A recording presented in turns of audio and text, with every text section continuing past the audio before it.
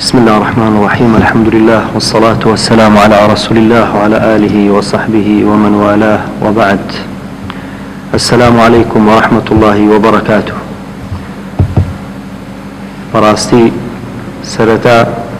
خم ببختورو و دلخوش دزانم که لروجه شوكو أورو لو كاتك ئێستا خەڵک هەمووی سەرگەرمی ئیش و کاری ڕۆژانەی خۆیان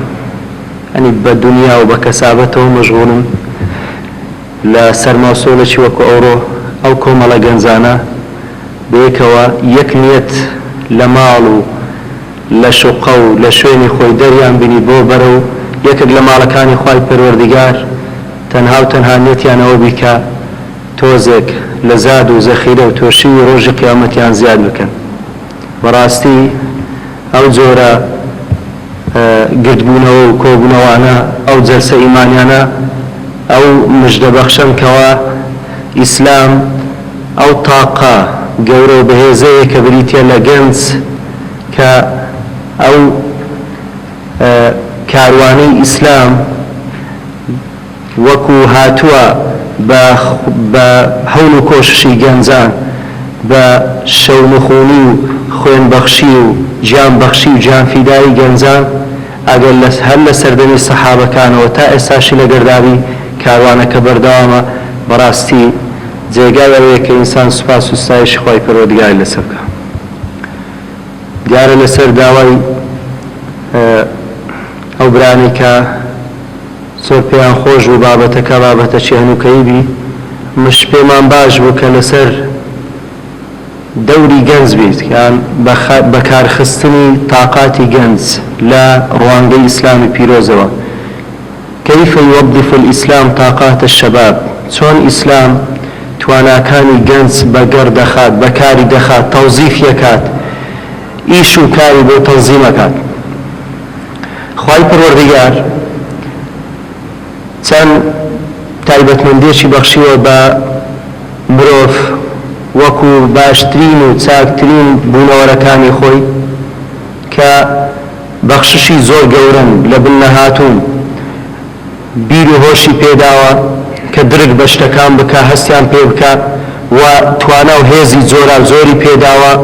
لەگەر تواناکاش ذەکا و عەقڵ و بیرتیژی بە گەنجداوە و هەروەها توانای تریشی پێداوە کە گەنج لەگەر ممارەسەی ڕۆژانەی ئەتوانی ئەو تاقانە بەگەڕ بخا و نەشونمایان پێ بکات و لە ژیانی ڕۆژانەی بەکاریان بخات و بیکاتە زادێکیش بۆ ڕۆژی دوایی و دەتوانی بەو تاقەتانی کە خوای پەروەردیگار پێی بەخشیە، ئەو هەموو توانە زۆرانەی کە خوای پەروەردیگار پێی بەخشیە، بیکاتە بناغەی ژیانێکی پڕ لە خۆشگوزەرانی بۆ دنیا و دوا ڕۆژ. کاتێک خوای پەروەردیگار ئەو هەموو بەخششانەی بە ئینسان داوە لە تێگەیشتن و لە بیرکردنەوە و لە هەستکردن و لە شعور بەو شتانەی کە هەم لە پێرچاویەتی هەم لە دەوروبەرێتی و ئەو تاقات جسمانیانەی کەوا خوای پەروەردیگار هەتا لە قورئانی پیرۆزیش لە زۆرێک لە ئایەتەکان باسی گەنجی کردووە و باسی وەکو فەزلێکیش بەسەر پێغەمبەرانی خۆی یەکێک لە پێغەمبەران کە وآتاه خوای پەروەردیگار دەفەرمێ بەستەتەن فی الجسم والعلم، یعنی خوای پەروەردیگار توانایەکی جسمانی یعنی لە ڕووی لاشە و بەدەن و جەستەیەوە و لە ڕووی زانست و زانیاریەوە. دیارە زانست و زانیاریش بۆ ئەوەی نەشونما بکە و گەشە بکە و ئینسان قودراتی علمی پێش بخا دەبێ جسمەکی ساغ و لاشەیەکی بەهێزیشی پێویستە. ئەو هەموو شتانە بۆ ئەوەی ئینسانی ئیماندار بزانیت کە خوای پەروەردیگار بە شێوەیەکی گشتی وەزیفەیەکی لەو داوایە وەکو مرۆڤ و لە ناو مرۆڤەکانیش چینی گەنج و لاو ئەوانەی کە تازە لە سەرەتای قۆناغەکانی ژیانیانە، ئەویش بریتە لە چەند وەزیفەیەک کە هەموو وەزیفەکان بە کۆی گشتی وەزیفەکان بریتینە لە جێبەجێکردنی ئەو ئەرکەی کە لە پێناوی دروست کراون. وما خلقت الجن والإنس إلا ليعبدون. لو ڕوانگەیەوە مە فکری ئەو بابەتەمان بۆ دروست بوو، چکە بەڕاستی ئەو بابەتێکی گشتگیرە، زۆرێک لە بوارەکانی ژیانی دنیا و قیامەت لە خۆیەگرێ. یەکەم وەزیفە کە خوای پەروەردگار ئێوە گەنج ئەو وەزیفەیە وەکو ئەرکێکی سەرشانی ئەدا بکات بریتە لە عیبادەت الله سبحانه وتعالى پەرستشی خوای پەروەردگار کە کۆی مرۆڤایەتی بۆ ئەوە هاتووەکە بە تەنها و تەنها خوای پەروەردگار بپەرستێت. تەوزیفکردنی گەنج بۆ عیبادەت و نەشئەتی لەناو عیبادەت پلەکەی لە قیامەت زۆر بەرزەکاتەوە لە پلەی قائیدان و زانایان و ئەو عالم و لە خواترسانەیە کە خوای پەروەردگار کۆی ئەوانەی لە فەرمودەیەکی پێغەمبەر صلی الله علیه وسلم باس کردووە کە بە ئەو فەرمودەی کە پێغەمبەر صلی الله علیه وسلم فەرمی سەبعة یظلهم الله في ظله یەکێک لەوانە شاب نشأ في عبادة الله گەنجێک لەناو عیبادەتی خوای پەروەردگار گەورە بوو بێ گەشەی کردو بێت ئەو گەنجە هیچی کەمتر نییە لەو قائید و لەو ڕابەرە عادل و دادپەروەرەی کە دنیای خەڵکی لەبەردەست بووە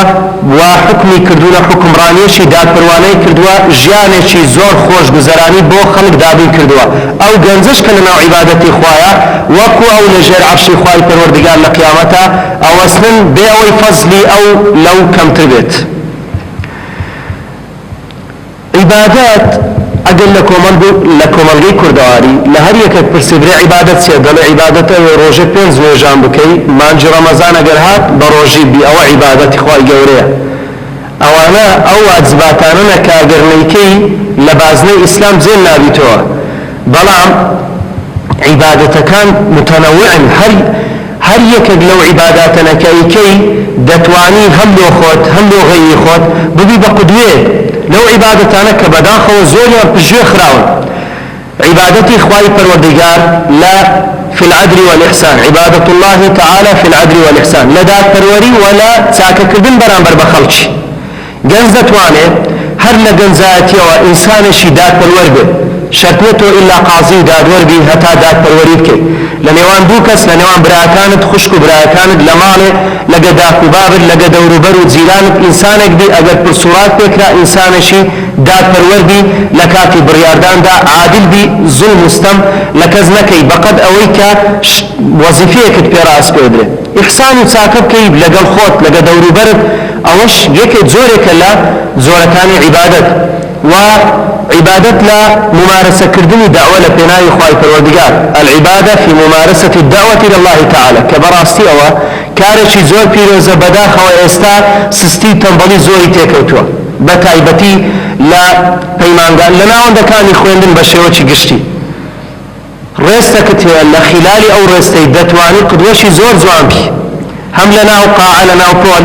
هم لكاتي إسراحات هم لكاتي نان خواردنو ودانشن لقل هاو بولانت لقل هاو بيشكانت لخوين كاران لقتابيان لفير خوازان دتواني كسك دي باش تري خزمت بديني خواب كي جاري وهي اگر يبزن لقصجنكي بس بأخلاقي زوانت بتابندون بمحاضرة كان بوي لقما مساي اسلوب زوان بي ودمباكو دسباكو وخوروش هلقري خوروش شي زوان بي تسكت سكر دتواني باش تري منو نبي او زوان او باشيتو او اخلاق زوانيتو باش تري خزمته بإسلام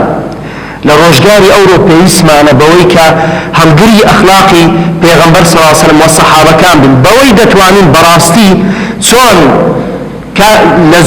لزو لا بيمانغا كان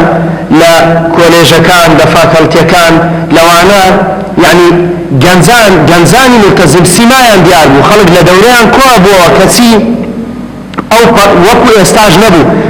باورتانا بي استاد الفزياترا اسا خلشي تر خريجي مادو دنيايا خلشي تر بطنيا خريجي ويك بارسا قاقس كبيرو بتري شهادة بدز بيني بلامتو مهمشي قورة لسرشانا باورتا قرنمونا بأوروبا وبأمريكا وبغرب بيني نوا سيروجي تكالير دامش نيش هتاونا بي بلام زور بكورتي بزاني اواني ليسوا من بني جلدتنا يعني ليمنينا لنتوي مجنينا بلام لدين برامانن خشك مانن هاو عين مانن دلويك لأوروبا هيتي لديني نازاني بس بو مسلمان حزي له بانغوازي بو ديني خواهي پروردگار دلي او سياري كهي بود دلي بوي خزمتي دعوه كرد دلي دنيا اكتابي لناو سياركي دانابو لو حيشي با انجليزي لبشتوي سياركي نوسيبو نصيبي if you want any information about Islam please stop me اگر دەتەوێ هەر معلوماتك دەربارەی ئیسلام زانیاریەک وەربگری بەس ئەمە ڕابگرە دەتوانی دەستی بخەی ئەوەی حەزی لێ بە ڕایەگر سندوقی سیارەکەی لەوە کردەوە هەندێک کتابی بەدیای لێدایە ئەوە بریتی بوو لە داوای تۆشی گەنجێکی مسلمان کە کەسێکی مثقفی ڕۆشنفکری دەتوانی ئەو ئاینە پیرۆزە بانگوازی لێ بکەی بالتي هي أحسن ادع إلى سبيل ربك بالموعظة الحسنة وجادلهم بالتي هي أحسن يعني بانقوازي بكبوريقاي خواهي فرودقات بموعظة حسنة بالموعظة الحسنة لا بالموعظة الخشنة با آموشقاريشي نرم جوان يعني أوانده بنرمي قصي لقربك كهر حزبك جيل اللي رابقري خشين وطند والرق يعني زمانك بارغ نبيد اوي برامبرتوان نخوشا اتوش دكتوري جداين برحمو بغزية لقى نخوشا كان اتو دكيت سارسري فكري او بوتسونا خرافكاني او يابو صلكاني او ياخد او لا ساري او هيتي سارسري كي بويا بيويستا لكاتي بانقوازي كردن او آدابو روشتاني كلا بانقوازي اسلامی دا مسلمانان دا هاتوا پیروی تێبکەی ئەوەش دەتوانی بگەڕێەوە سەر ئەو پەرتوکانەی کە زۆریشن بە زمانی کوردی سوودیان لێ ببینی و بەقەدەر توانە لە کۆلێژی دانەبڕی و غەیری خۆشت لە ڕەحمەتی ئیسلام بەشداری پێ بکەی عیبادەتی ممارەسەکردن لە ئەمرکردن بە چاکە و نەهیکردن لە خراپە ئینە وازمان لەوە هینایە هەر یەک بەش بە حاڵی خۆمان واجبە لەسەرمان بەڵام چۆن بەو ئوسلوبەی کە پێغەمبەر صلی الله علیه وسلم فێری کردوون ئەگەر خوشکێکمان بێ خوشکێکی سفور بانگ بکە نابی بە هیچ شێیەکتانە لێ بدە نابی وا نیشان بدە کە خۆی لەسەر سەری فەرزەکە نا بەو شێوەی کە خوای گەورە نیعمەتی لەگەڵەوەی کردیە و خوای پەروەردگار ئەو پۆشاکە جوان و عەفیفەی بەو بەخشیە هێشتا خوای پەروەردگار تەوفیقی ئەو خوشکەی تری نەداوە کە سفورە ئەویش خوشی نەیە مسلمانە نوێژی شەکە ڕۆژی زۆریان نوێژەکە ڕۆژەگرن واللهی و زۆریش بە سادەیی وەریان گرتیە ئەتوو دەتوانی یەکەم جار باسی گەورەیی باسی عەزەمەتی خوای گەورەی لێ بکە باسی گەورەیی پێغەمبەری بۆ بکە صلی الله علیه وسلم باسی ڕەحمەتی ئیسلامی لێ بکە دوای وەرە سەر ئەو مەوزوعی باسی ئەو لێ بکە کە ئافرەتێک کە تایبەتمەندی لێنایەتی خۆی ئولوفەتی خۆیە پارێزی و عیفەت و عەفافی خۆی یعنی پاکایەتی خۆی پاکیزەیی خۆی ئەپارێزی چەندە لەناو کۆمەلگا بەقەدرە بە نمونەی عەقلی و نەقلی لە قورئان و سونەت نمونەی لێ بینەوە ڕۆژێک دوو ڕۆژ دە ڕۆژ مانگێک ساڵێک قەناعەتی لێ دروستە بیت بەڵام با ئوسلوبێکی بە نەرمونیانی یەکەم زار دۆستایەتی لەگەڵ بەهێز بکە یەکەم زار وا بکە کە تۆی زۆر خۆش بێ خۆشەویستیش بۆ خۆشەویستەکەی ژێڕایەن و مطیعە عیبادەتی مشارەکە لە کۆششکردن و جیهادکردن لە پێناوی خوای پەروەردگار ئەوڕۆ جیهادی ما لە کوردستانێک گەورەترین جیهاد و کۆشش و خزمەت بەو دێنەی بریتیا لە وشەی ڕاست وشەی حەق ڕاستبێژی حەقبێژی لە شوێنی خۆی لە کاتی خۆی بەڵام بە حکمت الحکمة ضالة المؤمن أينما وجدها فهو أحق بها حکمت و لێزانی کار لە جێ یعنی ئیشکردن لە کاتی خۆ قسەکردن لە جێی خۆ لە کات و زەمانی خۆی گەورەترین حکمەتە کە بزرە لە ئینسانی مسلمان هەر کاتێک ئینسانی مسلمان لە جێی خۆی لە کات و ساتی خۆی قسەی باشی کرد هەڵسوکەوتی باش کرد ئەو حکمەتە ونبووە کە خوای پەروەردگار بەوی ئاشنا کردیتەوە ئەوی لێ بەهرەمەند کردووە وعبادة الذكر والدعاء كبراستي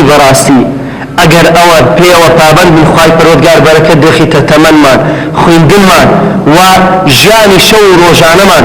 و حياة من ذكر اسمينان و ايوانان لبير مكان حسني انساني مسلمانه والله تسن صالح بر ليستا بدق من جنزيش مسلمان وملتزم واهلي مزقو تديت كاو ذكرنك او حسن المسلمين كبلاو ترين كتاب لناو ناوندي يعني جنزي مسلمان استابداخ وفراموش كرانا دزاني او ذكرانا كنوز ضائعات يعني خزيني فراموش كراون سبحان الله والحمد لله تملأان وتملأ ما بين السماء والأرض سبحان الله والحمد لله پردەکەن بینی زەوی و ئاسمانەکان لە خێر و چاکە و پاداش و ڕەحمەتی خوای پەروەردگار مەجموعە دەوڵەمەندێک عەفوەن مەجموعە هەژارێک لە هەژارانی مسلمان سەحابەکان دێنە خزمەت پێغەمبەر صلى الله عليه وسلم قال يا رسول الله ذهب أهل الدثور بالوجوه يصلون كما نصلي قال دولة من دكاني إما يعني ناو صحابة كان زيري صحابة كان زور خير بيريان لقر خويان بردو وخواي فرقات پاداشي زوري دانوا بو مالك هيان بو أدي إما أما هيت مانية بي بخشين فرموي سبحان الله والحمد لله زيو آسمانتان بو پرأكا لخير وساكا فرموي يارمتي داني كسي لي قوما صدقيا كسي اگر ناتواني بستسر پشتي ولاغكي يارمتي بدي اورو مع يعني كسي شي كخاون بيداوستي تايبتا لا زاديك دي فرنيوا لا سوارين سياريك يارمتي بدي اوانا هموي ذكر عبادتك انساني مسلمان لخواي پرگار ذكر كنو اگر دتوي كسيك بي خواي پرگار دائم يادت بكا ناود بيني لذاكران با فإن ذكرني في نفسي ذكرته في ملأ خير منه ضل أقل لبلي خوي يادي منك أمنش للاي خوم ياديكم أقل للاي خلق يادي منك للاي مروفكان ذكري منك أمن للاي ملأ الأعلى للاي حملة العرش للاي ملائكة مقربين للاي جبرائيل وميكائيل وإسرافيل لنا وانا ناوي دين باسكم خايف ورقار والله بداخوا ما هيك زورك لما حزك للاي خلق ناوي بيت للاي بربرسو كار بدسا خلق شي بعام خلق شي عوام سنخوشاتو للاي ملأ الأعلى للاي ملك الملوك ناود بي اگر دتوي ذكري خواهي قرق اگر دتوي لامتحانك السركوتوبي اگر دتوي لخونكت موفق بي ذكري بيانيان وإيواران لأدنكي وأجر أذكار الصباح والمساء ذكري سبيان وإيواران بتواريخ لحسادة لخيانة لبختان بيكردن لشرط يفروشتن لتنبالي لنقيشن باوات وما لو أنا لحمي بيباك بحيث بسرنايت أتو لناو قلايتي بولايني شوركراو بأسكار كان خواهي فرقارة بارزي يقول لا زانا كان بلي لقى مجموعيك لعلماء بون بلي سيارة كما ورقرا بلي مش قلتم اسمان بسرناه بلي فعلا خواهي فرقارة ما يبارس بلي وتم لا تنسير نبي أبن أو ذكرم خون ديا وبهمو ديانا يوران بيخون بسم الله الذي لا يضر مع اسمه شيء في الأرض ولا في السماء وهو السميع العليم والله استا بتجربة بل يكون له سلمان ديتيان بردوان بول لسلو ذكري لزلتش اتباريزي كان خوشة شي زور بربلاوه انسان خوشة زور زار اگر شتك شي واقعية لجاني خود روي داية باسي بك برهمك ديتي باسي بك روجك قرامو ماليزيا شومان بسرداهات بتاقي تنبو يعني كاتكي زور تنبو نيوي شويب لو ولاتاناش راست أمنيت هي بلام لقل أوش بتايبتي أواني كلمتاري دين زور مراقبيان لسر دزان تازاراتي لو باريان للا خلق شي بوجدان هي زور زار دزدريجانا كتسري أو بارو بولشتي ليانا السينيت أمن بتاقي تنبو كتون باسي جنما بو باس هرزان بو تاكسي زور جرام بو وتم أمن لبناي خواهي قورا هاتي بخوني هزني ازش كشمية ذكري بياني وارانش خوندبو بو پری قناعته و بو پری توکل سخوای پروردگار و رویشتم پاسکی او پاسی که امیه بردین شوینی تایبد لکوالنا کل پای تخت برو جامع اسلامی او پاسیج نمابو پاسش که بردین منطقش که منطقه چی زور خطر بو سوال بو هشتا نهاد مخوار لپاسکی قسما بالله بس تکسش نمابو یک تکسی سوال بو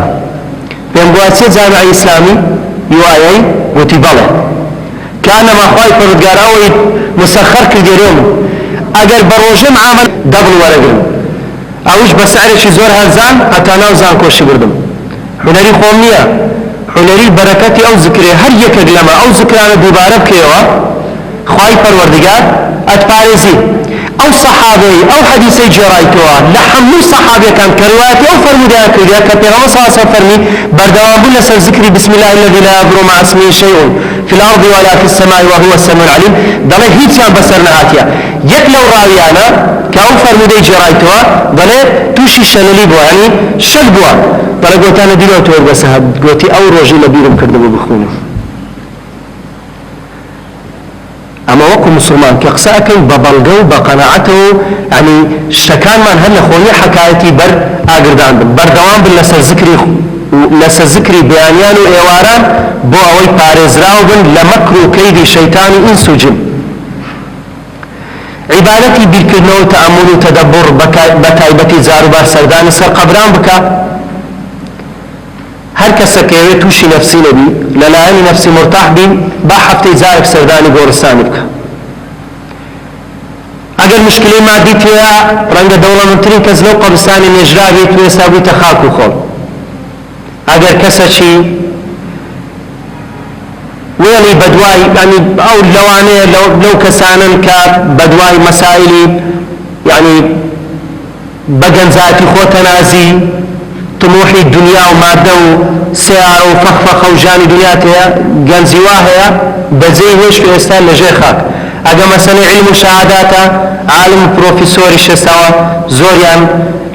لو قبستانا كان نجراو سر كردا قايد برپرس لبرهم دي انسان زور اسودا بكاتك دسي ذكري هذه اللذاتك اوي كلذات كانت لبيشتاو اخا لو اوي بش قائم بيبا بويكا إيرانا محطة موقتا برو محطة تاهتا ايتباكا قيامتا اما دا بواكين جنزان عبادتي خواهي پروردگاريان لا خوشويز بكين و بس خوشويز بكين للا سهل بكين آسان بكين يعني يسروا ولا تعسروا بشروا ولا تنفروا آسان بكن زحمتي مكان بيغمس أصفرني إيما نيدراين با مجددر نكترسي يعني خلشي بتوقنين وبترسينين لا متنفرين لو يخلشي لإسلام دور بخينوا زاري واهية طلبها تتلام ظلما مسا حزم ليه جوي لقصي تراب قرم بلان فرانة جنزة طعنم ليدا تعليقم ليدا خوشي بيه جنزة شو ملتزمة دليل بروي تاسا قناعة منها تواس مثلا لهندك شيشكا آفرتك سفوري جبوا يعني زاري وهي أتو لزياتي وبدي أحمد لو إسامة بين إقمات بو أسلوب رقي خود بو هلسو كوتا ناشناني خود كسفي سفر مكة أتو قازيني بريال لسدوا روجي خلش دي أتوني بريال لو يديك شي باهشتو شي زاني خوتو دابتو الأرض مين كاكا خواي قورا زاني حسن الخاتمة بدس خواي پروردگارا دبي أو عبادته بردوان بونيتو حتى وكاتي بك وحنا لا شتا وإن الرجل يعمل بعمل أهل الجنة حتى لا يكون بينه وبينها إلا ذراع فيسبق عليه الكتاب فيعمل بعمل أهل النار فيدخلها إنساني واهي إنساني مسلمان أو عندك كارو كردوي باشتانك بيني باشتي بس مردنا دمرينو باشتي بلان فيسبق عليه الكتاب ثباتية استقامية باش جزء بتوت سن جنزي ملتزم تانديت نشال شون خرافة كان قيزوانترين كار بيشيتي وتندي خرافيش تانديت نسا قراينا وإنساني زور ملتزم لشوين زور خرابيش بينا بيشي زور ناشين زور تاواني قورشانا با لبرهن دي أتو كزنا أميد مكة ودين وعبادتش للاي جنزكان خوشويز بكا برادركم من لدرة ولا أستراليا داعية زور كسر سردستي بيتا مسلمان ظلما مزقوته لعابو واشتوا من دانا كمن دار حزب كان بين مزقوت راست ليرا وفرعم ناكره برامة ودتواني لماله بهندق وسائل ترفيهي وانا براكتكي وانا خشكا بزوككتكي كا أو إسلامي لبيش خوشويسكي وبدياري قورينا وشنا ناوان كان خوندن أتو طلبتش زيرش حسادة النبي ولا أول زميل لايتد أو شاني أو ملاحظاتي لك نخو تومارت كرد يبدا أو يتنشت خوش بيدري نلا امتحان وامك لا يارمتي لك سور بقرا نلا يارمتي كز نمونشي باش بات سلا لا ويبا قد وانك إخوانا خواستوشي غجب بي نمونشي خراب نبي بلان باقي كاتكاني ديك بقدر توانات أوي لايتد بوزي لكايتي خود ببقدويك خلش خەڵکی لۆ خۆدرا بچێشە قوتابیەکانی تر لەگەر ئەوەی کە دەرسەکەشی پێیاڵێ دوو نەسیحەتی باشیشی بکە. ڕەبتی گەنجان توندوتۆڵکردنی پەیوەندی گەنجان لەگە ماڵ و خێزانیان واکە بیتە دۆستی بابی داچی خوشی بەداخەوە زۆر گەنجمان هەیە ئێستاش کاتێک بڕیارەدا کە بگەڕێتەوە کاتێک کەسێکی دیندارە بی لە دەرێ هەڵگیرە لە ماڵێ بیبەرە یعنی زۆر توندە یعنی ئەو علاقە خۆشەویە لەگە باری وەکو برادران بە بابت ئەگەر چەندە خراپی چەندە حاشاچیەوە یعنی با تاوانی ئاشکراشی هەبیت بەڵام ئەتوو قەت دانەبڕێ لە بابت وصاحبهما في الدنيا معروفة بابتو مسلمانة رنگا هندق أخطائي هذه كسما خالية برامتو وابكا بويك أو اندا مطيعي بنا هم براء كانت رزيات الله مخشك كان زياتر خزمتي داكو بابت بكا علاقة لقريان بقوت بي لو بتوان قساء لوكي وأوانش دعاي توفيق لوبكن علاقة لقى خزمانة دامبري سردانيان بكا أو علاقة توصيل رحمة واكاتو محبوب بخوشويز بي للايوان أوانش قصر لي وربقرن تعامل كردن لماله زور أساسا لقر داكو باب باشترين كس أويا باشترين كس بي لقى داكو بابي دعاء لقى دورو بري پیغمبر صلى الله عليه وسلم داشي بابي خويني دي تيبالام سرداني گوركي كد باش وفاتي داشي سرداني گوركي كد سرداني مال خالقاني خويا كد ببردوامي زور خوش يوستن مجد بيوابن علاقات نڵێ والله دنیای پێشکەوتنە و دنیای مۆدرنە و کەنجی مۆدیرەوەی ما نا علاقاتت بەقەدەر توانە کاتەکانت تەنظیم بکە بەشەکیش بەوەی دەکە وەزیفەی تو ئەوەیە چۆن تەعامل لەگەڵ ماڵەکەی و لەگەڵ خزم و کەسانت ئەکەی. نازام کاتمان مایە یان چۆنیەتی تەعاملکردن ئەوە شێکەکە لەو وەزیفانەی کە ئیسلام توظيفي جنزي بيكا أو بيشاني بيا بخشي التعامل مع المدرسة المعهد أو الكلية سواء تعامل لقى قطاب خانة لقى محد لقى زانكو زور مكتبها لإستا ثانوية شوني نيجيني بداخوة ما شوني تلوانية أب واقعك تساقي أتم حاولك لماله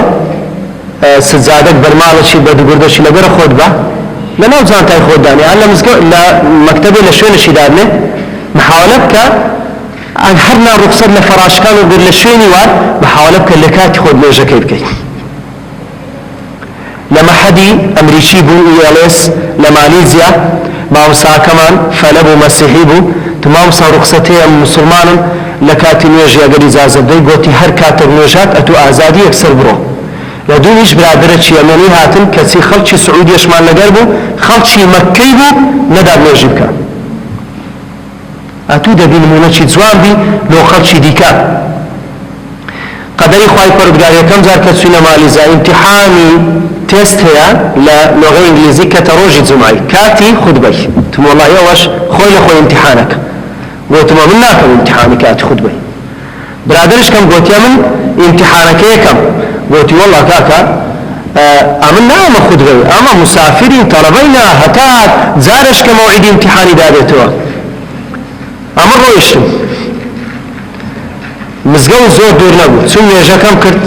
هات موا امتحان ما كر هدوك ما ليب لي ورجيران كسي أو لمن زيركتر بزور لزمان إنجليزي ليك بون ليب لي ورجيران بس قصدم لوينية يعني بس قصدم لا نموني واقعية إنسان توكل لسخواي جوربك لا عبادة كان حس تنازلك وكم ترخمينك خواي پروردگار توفيق أداته برادر شي هلب زين قلتي لكوريا أبو وطمان مسلمانين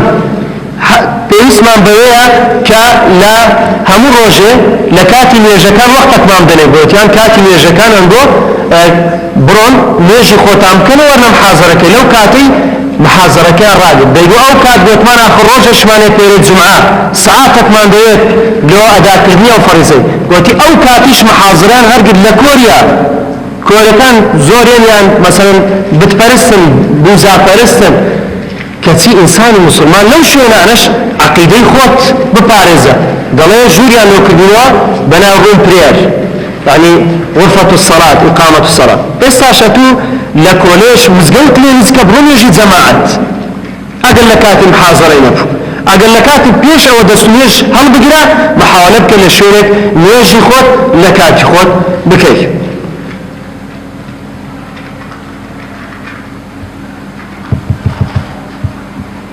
ئێستا هەندێک شبهات لەناو کۆلێژەکان ناو ماهەیدەکان بڵاو بیتەوە شبهاتی قورئانیین ئەوانەی کە تەنها دەڵێن ئەمە بەس ئیش بە قورئانەکەن یا هەندێک شبهاتی کە لەوانەش کارەسە مەسەلەی ئیلحاد زۆرشی سەیرمان ژێ لێ بیت خەڵکانێک دێنە خەڵکی دیکەشیان لە ڕێدا بردیە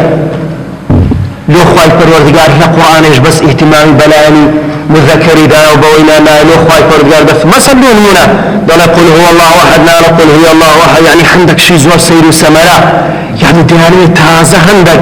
فكري دارمين ونازم فكري الحاديكة يعني بوغم بونا يعني عفى عليه الدهر تازه دياني اتودة تواني باسلوب شيء زور نرمونيا لنقري اوانا بكون الداعي او خلقانه لتواني بعلم بثقافة بخوينوات بمطالعات وابكي كبربتي أوانا بديوة علم وعمل بيكوة والله جنزي ملتزم دبي يزان كل دعوة إلى كامبيت حنا دبي يعني درزي باشم لو أول محبوب بيت وقت شيء هربع وصراحة قساكم جنزي إسلامي بوينا سامو كتنبال إشناك نقول جنزي إشناك كاكا كم جيل الإسلام دا تنبالي هي پیغمبر صلى الله عليه وسلم إيشي كرديا تجارتي كرديا شوانتي كرديا كليني فروشتي كرديا الصحابة كاني ديكا أصلا روجة دانش عبد الرحمن كرعوفية كم روجة تيتا مديني صحابة كدليت سد دوي ما نخوم لقلتا كما دوباش دارنا والله أقر بكري عندك بارن بقرز بديه دلني على السوق بازار نشان بدا بازار نشيه بابسم إيش بكم أما شهر يقلا آستي خو إسا مشغولي بجاني علمي تو بخوين درد بلام كاتت هيا دتواني يارمتي بابت بدي لكاسبي يارمتي براد بدي بقدر توانا إسلام بهيش شيء لقى تنبالية وبهيش شيء لقى روينة كإنسان مسلمان كم ترخميد كالا علم كاكا الشيء أو يك أسلوبي بقرأ برقرته إلى أوائل كان بي هرسي روجانا واجب بدراية إهمالي مكة بالسرد كالك نبي امتحان يعني مراجعة امتحان يعني وني في كتاب يصدنا فريض بشو حبك بتشي ذكره روجانا أو واجب يدريته مطالعيك مراجعيك بقدرت وانا بيخونا روج امتحان بس بيوسب بدوس على 6 ساعات بس مراجعة شكله وتوا ضل دو جنز لهوليره هذا شان لكلية طب منافس يكشان واسطه بو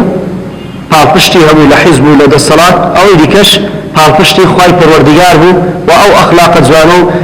ئەو عیبادەتەوە ئیلتیزامە دینیی بوو دەڵێ یەکێک لە ئیمتیحانەکان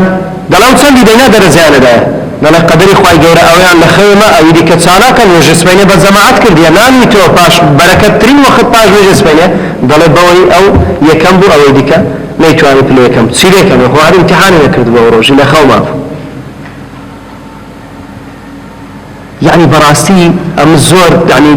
بيم ناخوشة هزبة يعني بنقصك كم هزبة عازية كم كاتك طلبش متزينة بين بدقة دواء مع مصايدة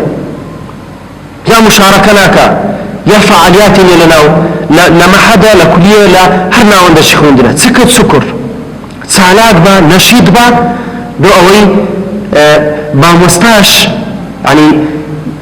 باسد بكات ويعني ما وصل بس باسيت وكا اگر منش ببینیتەوە بە مشارەکەیە بەو لێزانین و بەو بمانەیە نەمانەیە ئێستا گەورەترین چەک لە دەستمان چی علمە بەو علمە ئەتوانی باشترین قودوە بی ئەو شتەی پشتگوێ بخا مەسەلەی وەڵام مراهقە و مشکلەی دیکەی هەیە و معاناتی هەیە و قەیرانە ئەتوو دەبی دەڵێ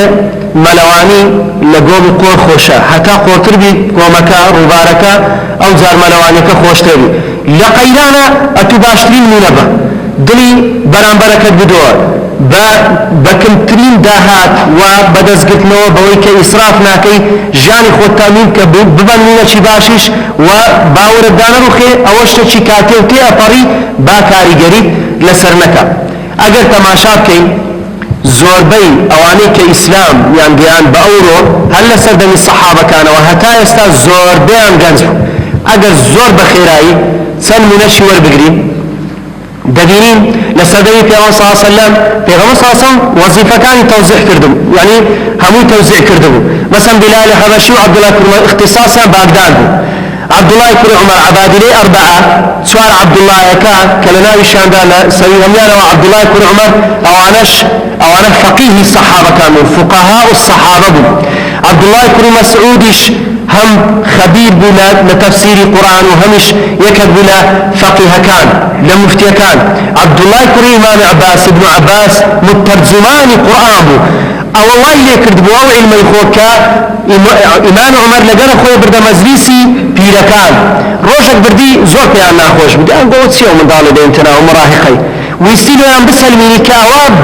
كمان بسكيا بلان بعلم زور قوريا فرميه هو درباري سورة إذا جاء نصر الله والفتح سيار الله تفسيرك قلت يعني خواهي فرقارة فرمي أقل نصتي خواهي فرقارات خواهي قرى فتح مكي كل خلق بولبولو تاك تاك بكو مرديننا وإسلام فرمي يا ابن عباس ماذا تقول في تفسير هذه السورة فرمي أمن وقوة نعلم أو تفسير غيش كم هي أوان نشاني نزيد بنوي وفاتي پیغمبر صلى الله عليه وسلم ما بعد الكمال إلا النقصان هل شك توابو إلا نقصان بسر داده إذا جاء نصر الله أجا خواهي فرقان نصتي مسلمانان إذا دين خوي سرخص خلق هاتنا وإسلام وبيغمبر صلى الله عليه وسلم مهمكي كوتاي بيده أو زار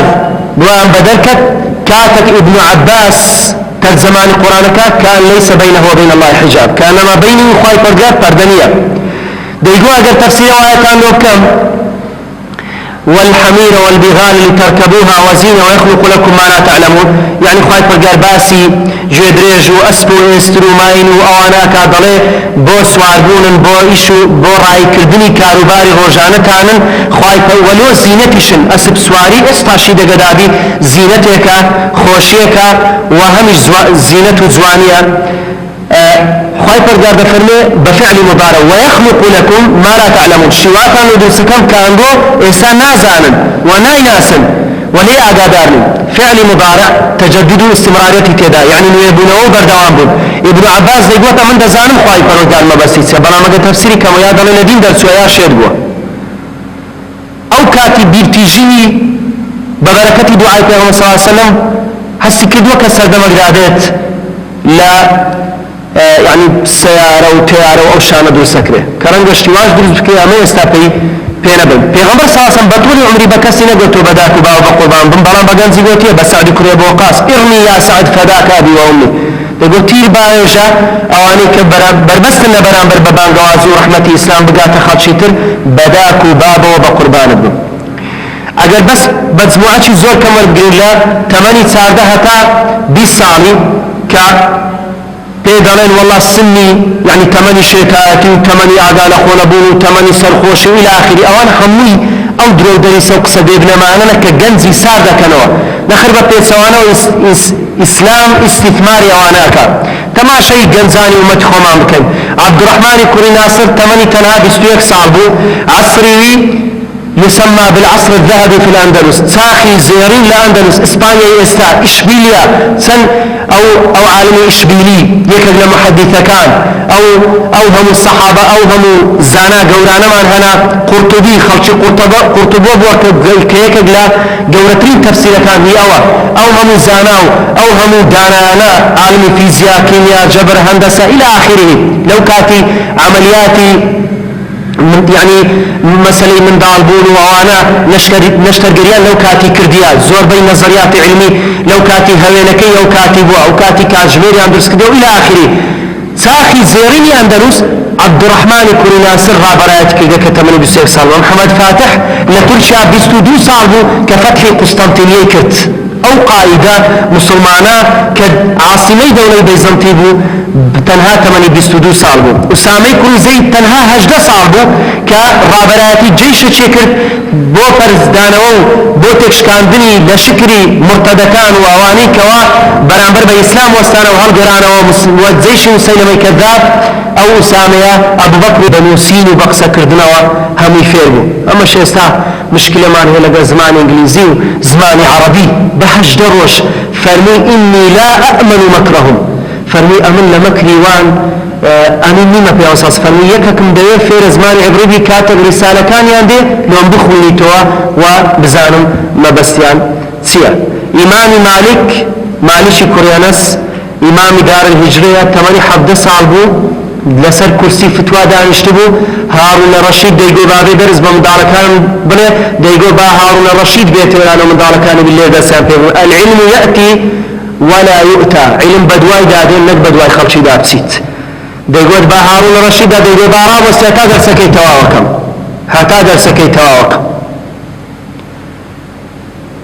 دزانن إمام نووي لسل صالي وفاتي كرديا لنوزد صالي سويت برخونه لبردكان بابي بولا شام عالمك كسيد عندك امتحان شي سرفي في اكاد دبيني يعني طاقتي قلب زوره وتي حيفا ومن ضالا او غنزا او لا وانا برد يشي دكان داري بيني رخونه نار دي حلب نار دي الشام ليه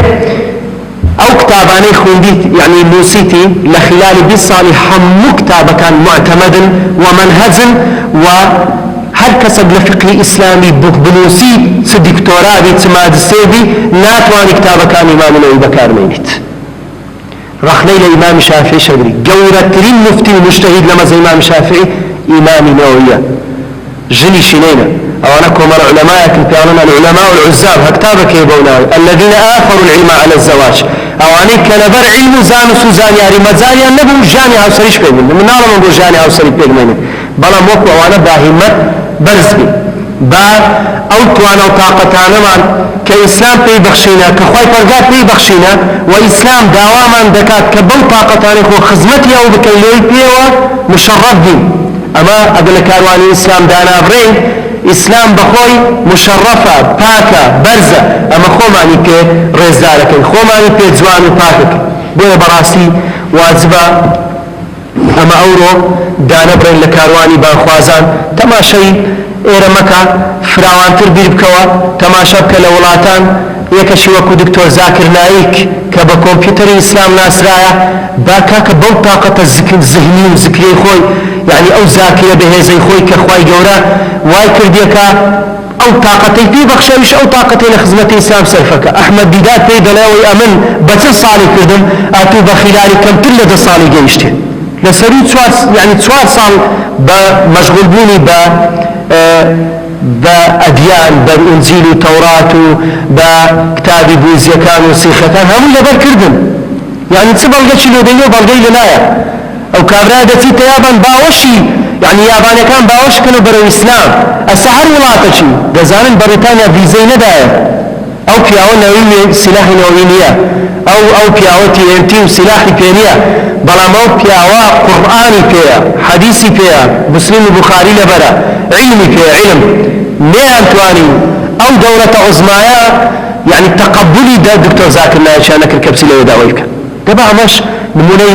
وابن هل يكون بقدر توانا خوما او وظيفاني باس ما كردن يك لويتر جرينترا وبتوانين لجاني روجاني خوما توظيفي بكين وبتايبتيش لجاني خوندرمان لا كوليجكا لما هيدكان لا قطاب يعني لا اعدادية لا ثانوية كان بتواني خدمتي او دين باك كيف كين والله مسؤول امام الله لروج قيامته لو بتواني وابكين كأو خلقا لنعمة إسلام ورحمة إسلام بهرمان بي وأو أفكار شبهاتاني تنبروي إرهابي أوانا بروي لوا بأخلاق زوان بميار روي براس روي وبويكا أويك أخواه پیغمبر دوالي كردنا بقدر توانا من لخماني بين نزيو ولو غير خوشمان بين قدوة يا ربي خوالو خاتم يا وزوانا كان الصفة برزو بيوزا كانت لقناح تاوانا كان ما خوش بي بهرمان بان بكي بعلم وزانس وزانياري باكو بسود وتساكر دنيا وقيامتمان بتايبتي العلوم الشرعي شارزامان كي يا ربي خوايا ببر شفاعتي في غنبي خوتمان بيخي صلى الله عليه وسلم وقرآن بك شفيع ورينشان درمان لدنيا ولقيامت يا ربي خوايا او اللي يوم باشا باشتي بكي يا ربي خوايا او خرابي شهيداياتي بدا يا رب العالمين يا ربي خوايا بمان صالح مان بكي مصلح مان بكي وإيمو مال من دال وخشك براو ملتش ما يصاحبك لو قيران ناخوش ونهامتي ملتي هم مسلمان النزاد بدي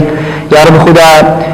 هر مسلمانك هر مجموعة مسلمانك هر ملتش مسلمان لهر كلك لبرشي أو زوية مستضعفة واتسوساوية واتسنديت وظلم لك يا رب خوا بهانايا بعزيزي بكي ومسلمانان عزيز بكي وديني خوت وكلمة لا إله إلا الله برزو بلند بكي وآلا لا إله إلا الله هر شكاوة به وحكمي إسلام وقرآن وعدالة ذات بروي خوت بقرن وناوم ولاتي مسلمانان أواني قيمة لدلن أواني دجمني إسلام يا ربي خدا بخوانا ومشغولي بكي لكي